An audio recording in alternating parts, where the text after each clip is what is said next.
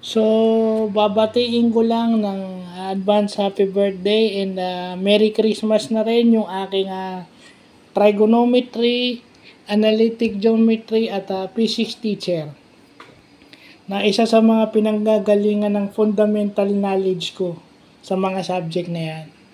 Kaya siguro may alam ako sa mga bagay na yan kasi ikaw ang dahilan.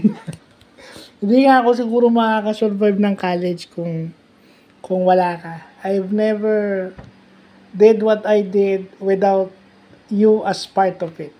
Ha? So, advance happy birthday and Merry Christmas to Mr. Randy Guillermo Solis. Ayan. Agahan ko na sir yung bati ko sa'yo kasi baka makalimutan ko na dahil ang dami kong ina-assist dito na may kailangan ng prosthetic at hearing aid. At pati ako, kukuha rin ako ng wheelchair.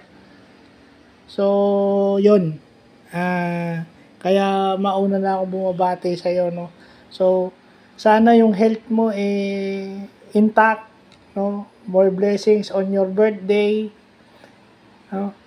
Kahit 7 days bago magpasko, birthday mo, maswerte ka na rin kasi pwede mo nang isabay sa Pasko if ever.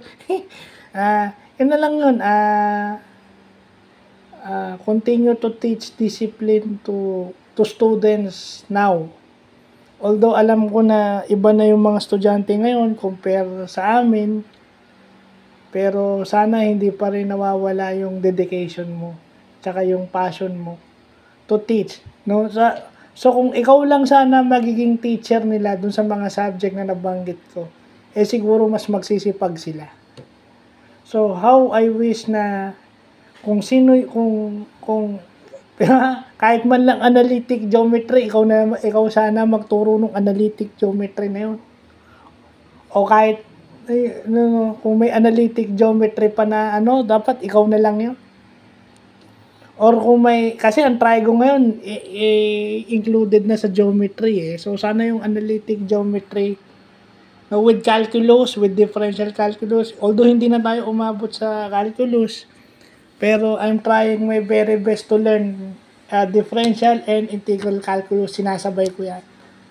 So yung mga nireactan mo, part lang yun ng math basics na pinipilit kong i-integrate sa akin. Para hindi naman ako masyadong mahirapan.